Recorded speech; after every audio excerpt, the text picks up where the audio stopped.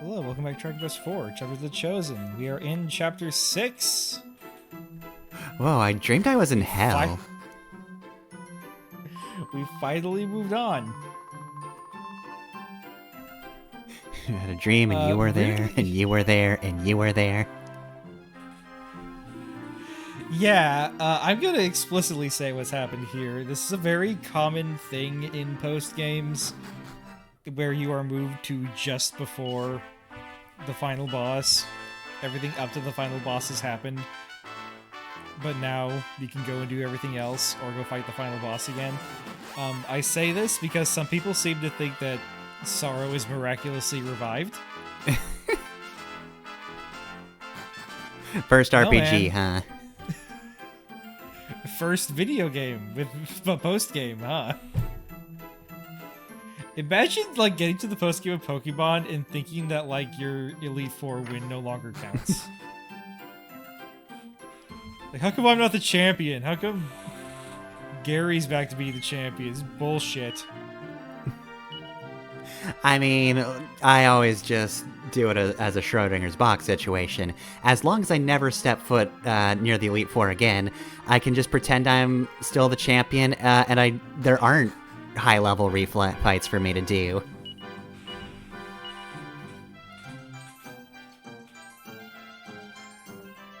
And in much the same way, I'm going to pretend that we can't just walk back to Psaro and go through all 7 forms of that again.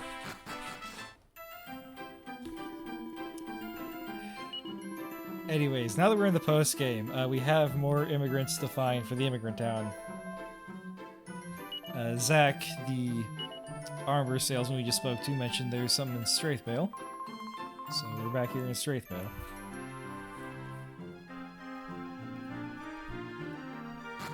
He specifically mentioned the jail, so... Oh!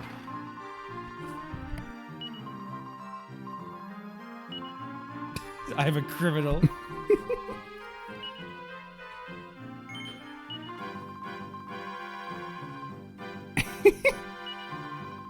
I can go where no one will know my criminal record. Hooray! They don't check for felonies there. Falgoonies. So you can go out. There's no such thing as a victimless slime. They're all gonna get together and form an organized slime. I hate this man. I hate this man. This is my favorite NPC in the entire game.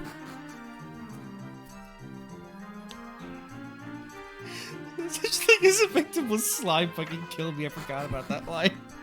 Incredible. Like, the slime puns have always been here, sure, but like... Just get to chapter 6 and immediately... Oh, well. Yes, just to demonstrate, you still get this dream every time you say a Straithbale. Which is odd because Rose was the one sending it to us, and she's not here anymore. It's just reruns now. Yeah. So maybe this is meant to serve as a secondary hint that, like, hey, weird how you're still in communication with Rose. Maybe you can do something about that.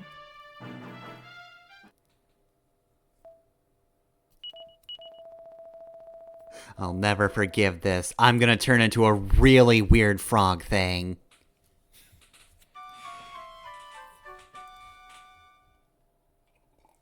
Anyway, yeah, I just wanted to include that again because I still like how much it makes me think of Shadow the Hedgehog. You said on this channel before, in a comment at least, that thinking Shadow the Hedgehog is cool is your cross to bear. Well, I'm here to say you're not bearing it alone.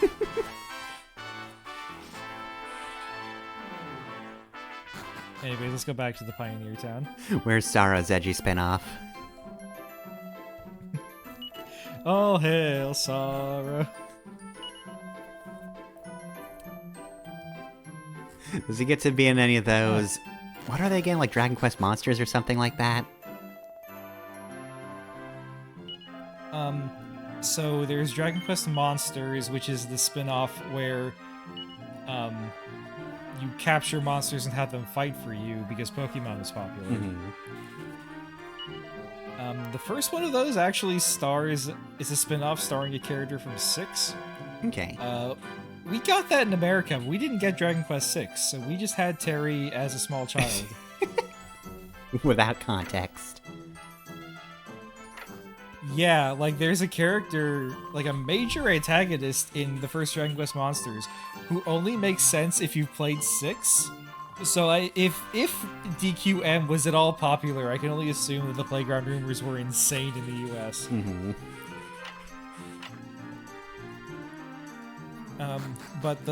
And then 2 stars original characters, but in DQM 3 it goes back to being the spin-off, and you're actually playing as Psaro. Oh, okay. So he does actually have his own spin-off. Yeah, it's a... Okay, hold on. Was that in a direct? Am I subconsciously remembering that somehow? Because I feel like... That was in a direct. I bought it. Mm-hmm. Anyways, that horse is a reference to Mr. Ed. Do you know who Mr. Ed was? I'm aware of Mr. Ed, yeah. Okay. Well, I'm not explaining him, so if the audience doesn't know, they'll have to go look him up. He's a horse, of course. And no one can talk to a horse, of course. Unless, of course, that certain horse is the famous Mr. Ed. Anyways, back to Dragon Quest Monsters 3. It's actually a prequel to this game, and the hero characters, except for the main hero, I think, do show up and play a role. Okay, that rules. Also, there is a character from Dragon Quest V, which is supposed to take place, like, centuries into the future. He's an old man in DQ5, but he's like a 20-something in Dragon Quest Monsters 3. He ages slowly. Yeah, that's like a thing they address. I kind of like the stuff they do with the plot, the themes, and the lore, but the gameplay makes me wish I was dead. Oh dear. Dragon Quest Monsters gameplay is very rough. I'm not going to say it's not good. It just appeals to a certain kind of person who is not me. Okay. There's an emphasis on breeding mechanics, and that if you ever make a monsters collecting game, like a Pokemon, there's going to be a little voice in your head that says, put a lot of emphasis on breeding mechanics. Kill that voice. Breeding barely matters in Pokemon, and it's the best way to include breeding mechanics if you must include them at all. To have one specific mon that just is the thing you use. To just have a Ditto equivalent.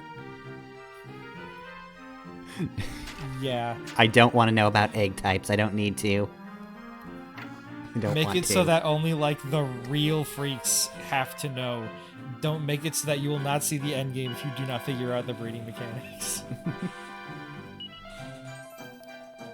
But yeah, like, I'm vaguely aware of Dragon Quest monsters, so it's like, oh, there's, like, some semi-villain characters in those, right? But, oh, okay, apparently it is just straight-up Psaro in one of them.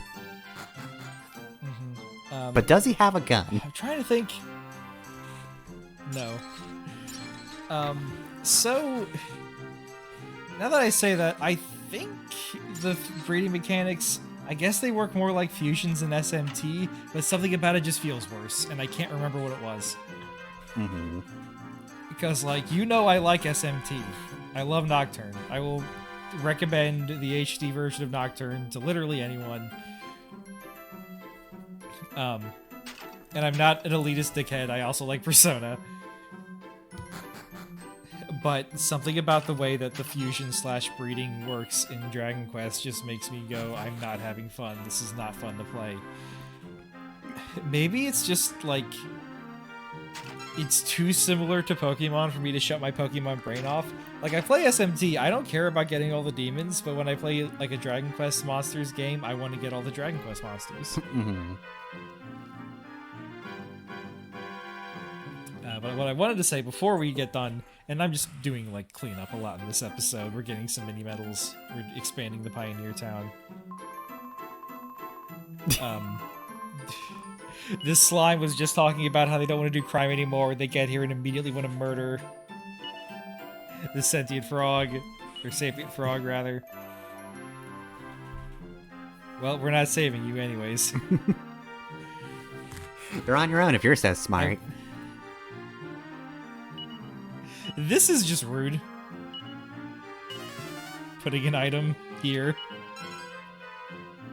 Oh, another Fire Claw. Here's what I wanted to say about Dragon Quest Monsters 3. From what I did play, I think that it did a much better job of incorporating the idea of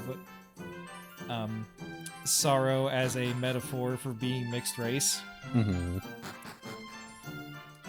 This game I don't think makes it explicit, but in Monsters they make it clear. Father was a monster and his mother is a human. His mother is like ill or something, and there's a point where he like steals food to support her. And his mother says like, "I know you mean well, or I know you meant well, and it's not that I think what you did was the wrong thing to do, but you have to understand." These people will judge you harsher because of who you are. You have to be better than them. You have to be more upstanding for them. And I know that's not fair, but it's the only way you're going to be accepted by them. Wow, yeah, that's way more complex than anything in this game.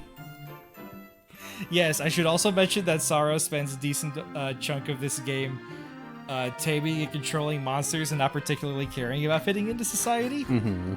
Unfortunately, it's a Dragon Quest game, so he's not allowed to talk. Uh-huh. That's the only real issue I have. Like, if he talked, maybe I would have played all of it, even if I wasn't having the most fun. Mm-hmm. But, like, because Psaro couldn't talk, I felt like his character was too limited. So, like, there's some interesting stuff they're doing with the themes. They actually know what they're talking about this time. They're committing to the idea. But I'm not compelled to finish this. Yeah. Also, they gave Maya shorts. And, like... I get it, it's a 3D model, it's harder to control where the camera can and can't go compared to a 2D sprite. And I'm not gonna be one of these fucking freaks who complains until they're blue in the face about it, but I do think it makes her design look worse. They took away Maya's vagina bones. Not enough. I didn't stop playing the game because of that. But it is a thing that's just... like... You know when you agree very little with someone, but they try to make it sound like you agree with them completely? Uh-huh. You ever shared your opinion and have somebody go, thank you for saying that? Every time someone does that to me, I tell them to go fuck themselves. Instinctively. Do not drag me into this. I am just talking about how I feel, and you are turning this into something else. Do not make this a thing. I did not come here with the intent to make it a thing.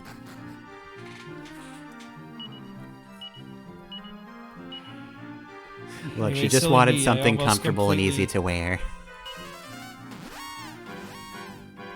Silly me, I almost completely talked over our newest member of the frontier town, Private Parts.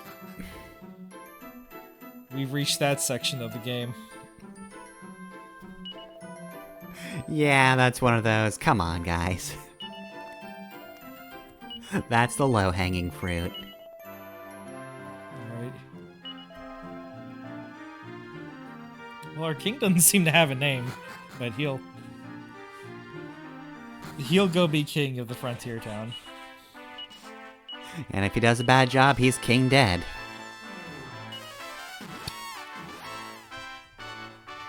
If we have to go recruit a major pain, I'm ending this last one.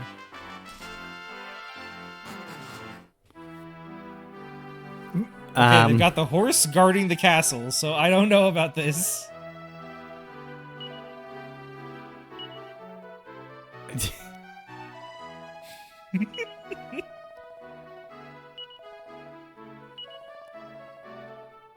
Alright.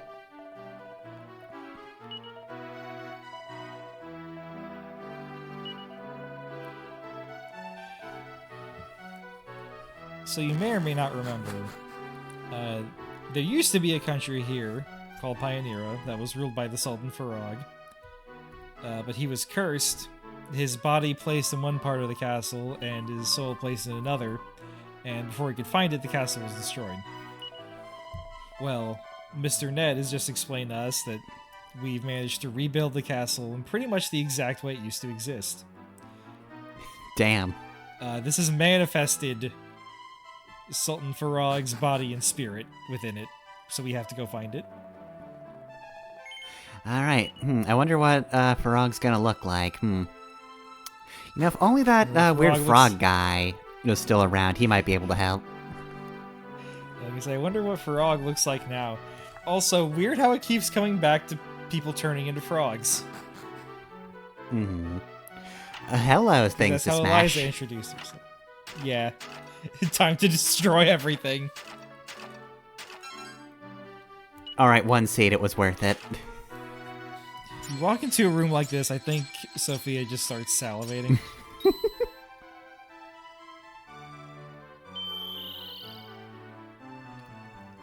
Oh no. Is this consequences? Please don't be consequences. Alright, we found Sultan Farog's body. Now we just have to find his heart. Oh, there we go. That's what I was More looking importantly, for. we gotta I like the idea that Sophia walks into a room like this, just like, oh boy, so many pots to smash. She starts smashing one, but one of them is like enchanted and starts doing that. She just starts screaming. Hiding behind Elena or Maya, just and then goes right back to smashing pots like nothing's happened. That was weird. Anyway.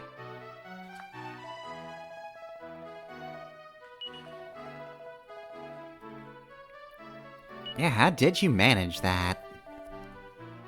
Is the stone quality the same, or did it get a little worse? Sometimes materials can sort of, you know, kind of downgrade over time as places get cheaper making them. Yeah.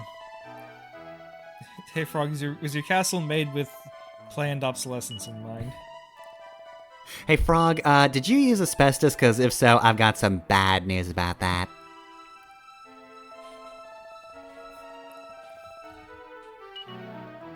Okay, so on the one hand, putting all of your blatant references into one part of the game means they don't show up during the main game. On the other hand, I really don't want to keep coming back here. You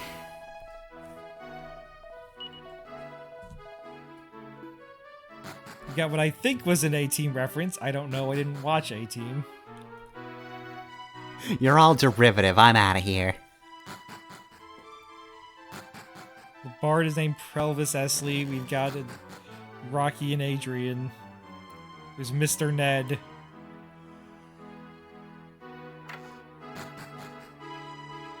Getting real tired of this.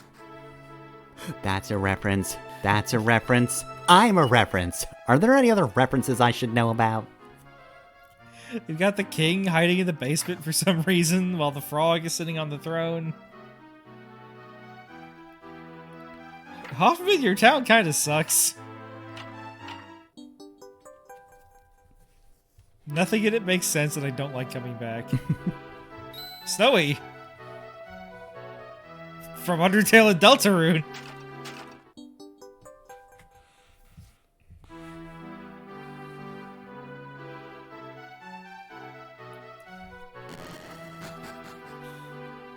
Anyways, with how easy the body was to find, you'd think we would have found the heart by now.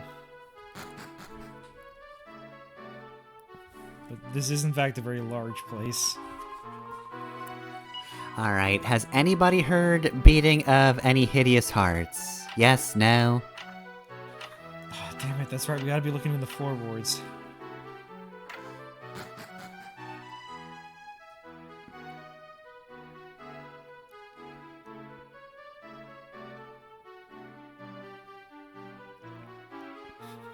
And I'm starting to panic because I'm running out of places to check. So, hey dog, you, Dog help. excited about that, Dragon Quest VII, remake? You into that? Okay. I have to complain about that. I guess it was like a year and a half ago now, but I haven't played any Dragon Quest since finishing Dragon Quest VII. I don't want to go play Dragon Quest VII again, even though I really enjoyed it, because it is a fucking slog of a Dragon Quest game. Mm-hmm.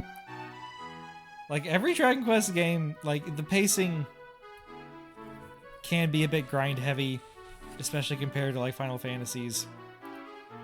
But 7 is the only one that I feel like is actually poorly placed. Mm-hmm. And I played the 3DS version, which cut out like 30% of the cruft, and it still needed to cut out like another 10. All that to say, even if the Switch 2 version is like the new definitive version, it will probably get there by cutting out even more content, and I don't know how I feel about a game that has less of the game every time they re-release it. Yeah, that's a weird position to be in. Even if that's the better choice, because the PlayStation version of 7 had too much shit in it. And not fun shit. It was like how Ubisoft makes games. What if Ubisoft made a Dragon Quest? That's Dragon Quest 7. Damn. Absolutely The 3DS vicious. version is good, though. The 3DS version is good, and it's not out yet, but I'm sure the Switch 2 version will also be good. At the very least, it'll be based on the 3DS version, so it'll have that good pacing. Mm-hmm.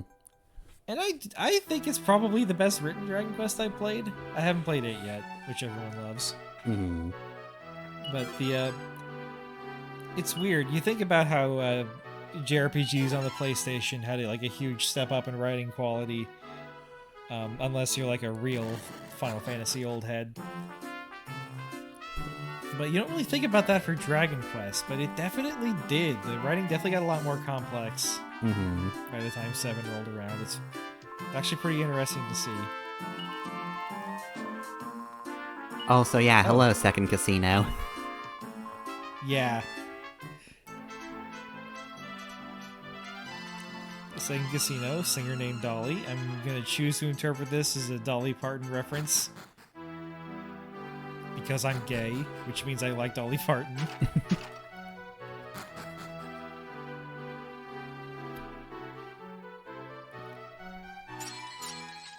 Anyways, we found the heart and the body. I just want to examine everything else down here.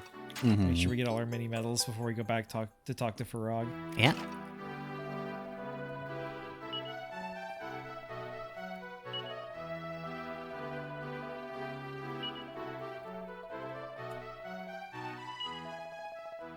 Okay.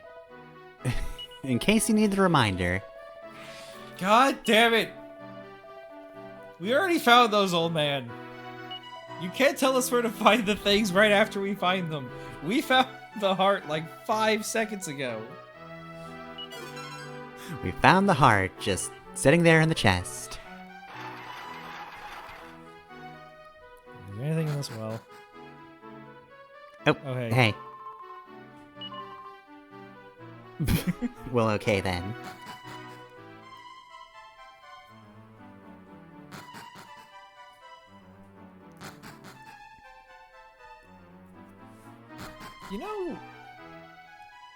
You know who should be here but isn't? Who? Healy. Yeah. Why isn't Healy in the immigrant town? Anytime Healy is not on screen, we should be asking, where's Healy? Also, where'd the frog go? Yep, I couldn't possibly guess.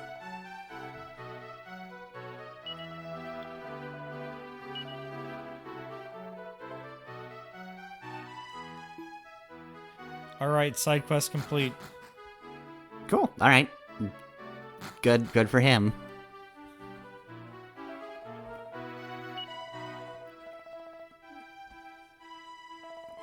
What the hell have you done with the place? Yeah, I want like an actual city though, not like a castle. But alright, sure. I guess I did put you in charge. I even really like a castle town. It's just the castle. Also, you got a horse guard in the castle? Please don't come here. I don't really want to see you right now.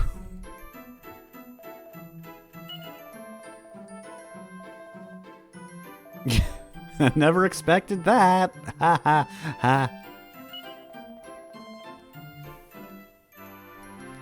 He said, "Don't go letting me down." For a brief moment, I thought he said, "Don't keep letting me down."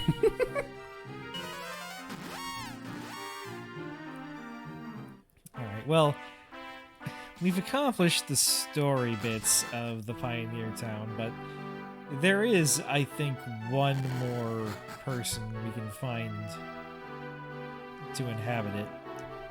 But Yeah, first, we you got a gotta lot more evict everybody planets. in town.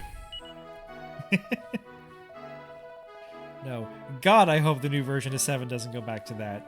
He's got a God. happy hat, a mighty armlet, liquid metal Ooh. shield. This is the strongest shield in the game to complement Ragnar's liquid metal sword.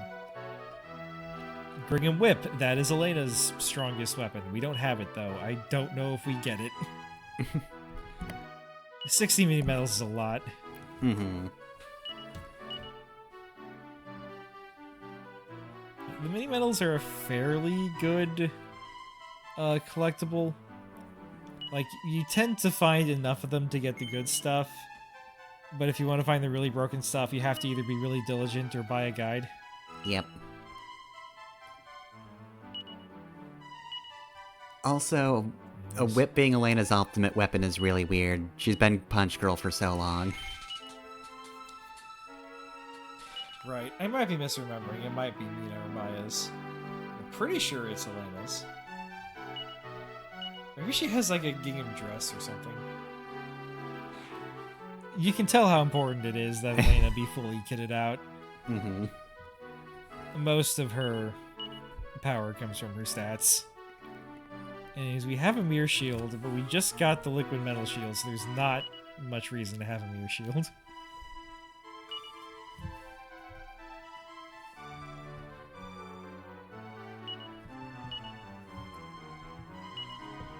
I'm just gonna slap these on Elena.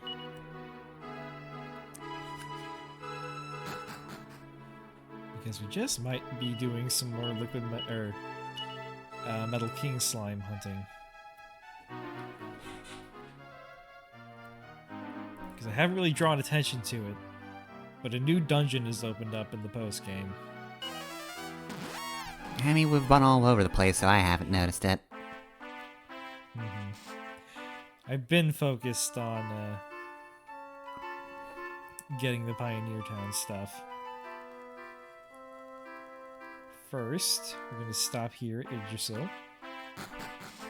which is still just here.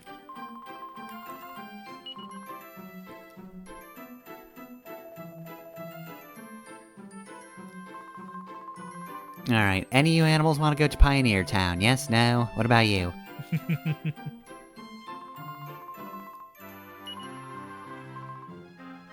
There we go. I don't think that's an event flag, but I wanted to show that text box. Yggdrasil flowers can make miracles happen. They only blossom once every 1,000 years.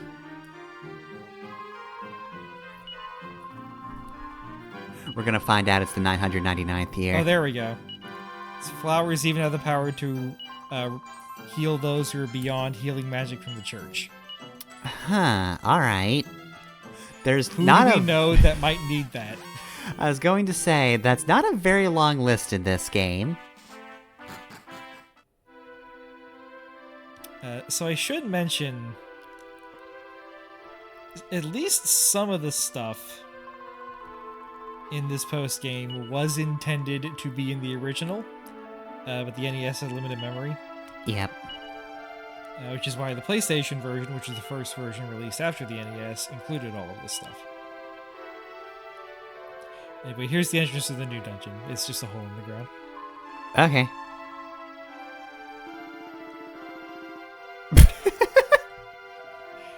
There's a hole. There's a hole. I'll jump in it. I'm Ragnar.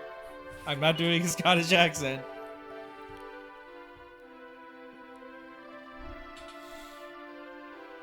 Anyways, I'm not messing around with bonus dungeons, so we're gonna level up a bit. God, Ragnar would be so screwed in Tomb of Horrors.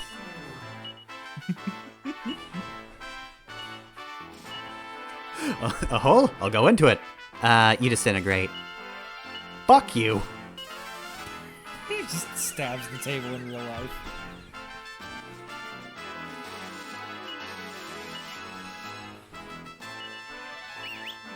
Also, I've completely forgotten the name of the animal companion we have, but we're not going to be using that ever, are we? Oh, Sparky. Sparky. No, we're not going to see Sparky in action. I thought you were talking about Mary Lou the horse.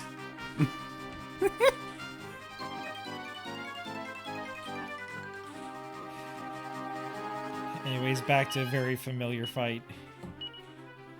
Mm-hmm. We are a decent step up above these guys, so I'm not going to worry too much about strategy. This is one thing about Metal Slime hunting sometimes. Sometimes you're in an area where nothing but the Metal Slime is worth fighting. Yeah. But you can't guarantee running away in this game, so I think we just fight anyways. Yeah.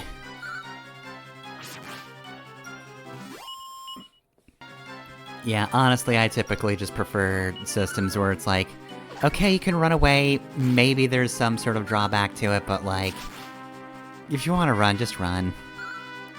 You're already not getting experience from a fight. Right. I get that they don't want you like, I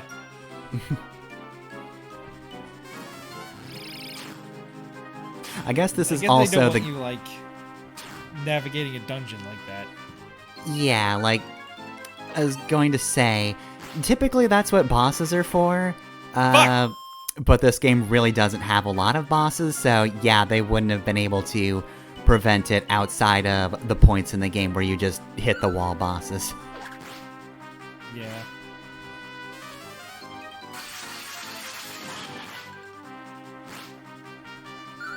His zap continues to be pretty powerful, even if an enemy does resist it.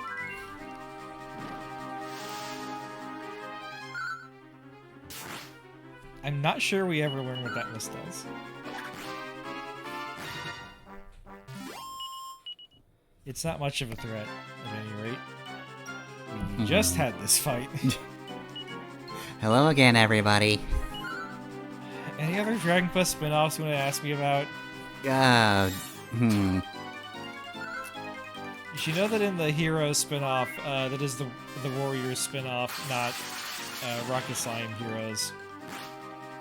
In those games, you can play as every playable character from Dragon Quest IV, except for Ragnar in America.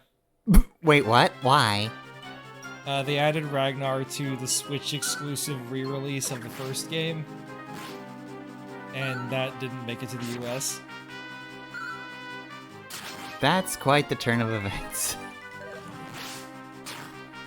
Maybe I'm wrong, and he's also in the second game, and you can play him there, but I don't think you're allowed to play as Ragnar in the US. He's just too Scottish. Players wouldn't know what to do with him. They'd see his dialogue and then they'd run to a corner and cry.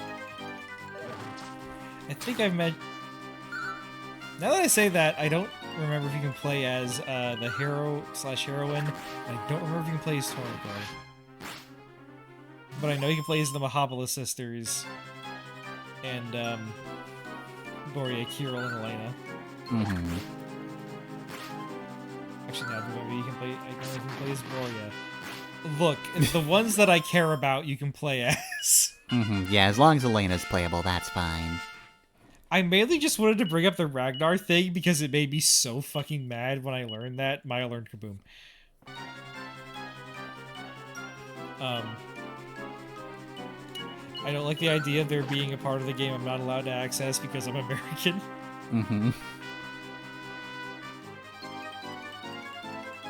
When it attacks.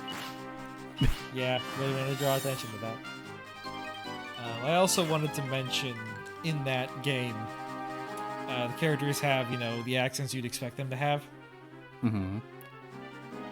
Maya and Mina do have Indian accents, but in universe they are fake. Mina drops her accent whenever she's surprised. So she's playing up the, like, mystical foreigner thing to get people to pay more for her fortune telling. Which, you know, I'm white, so I can't really weigh in on that, but I am gay, and let me just tell you, if I was a hairdresser, I would not be talking like this to my clients. They have to know that I'm gay as soon as they walk into my salon, so they know I'm a good hairdresser. Yes, it's a stereotype, but I gotta get paid, man. Anyways, Kira leveled up. There is a shocking amount of moments in this Let's Play where I'm trying to get you and your channel canceled. Anyways. We're back here at the final dungeon, because I forgot to get this. This is the Sage's Stone. It's a free multi-heal. Well, alright then. Very stupid of me to fight the final boss without this. Especially since Kirill pretty much ran out of MP pretty quickly without it. Mm-hmm. Also, I did put Sparky in for this part, but then I cut it out because I'm like, this is boring, we're just going through the same place. And it's not like Sparky does anything super cool. You don't get to see animations. So there, you get to see Sparky on the world map. You don't get to see him in a fight. You want to use Sparky? Play the game and use Sparky. You'll figure out pretty quickly why I didn't use Sparky. Yeah, like... At this point, Sparky's pretty much just there to fill that slot that I was wondering about. It was for Sparky, and, Actually, no, he wasn't in that spot. Not even in that spot! Because you don't have items. He's not a full party member, like Orophalia or Tomfoolery. He doesn't level up. So he never gets any better, and when he joins you, he's already weaker than everyone else. Yeah, that's such a weird choice. And, like, anything that he can do, you can't order him to do in a fight. You just have to hope he does it. Yeah, if I wanted to make anybody act randomly, I'd just have Maya turn into a dragon. Or use Tornico. Anyways, we are done with our post-game prep. Next time, we follow Ragnar's wishes and jump in that big hole.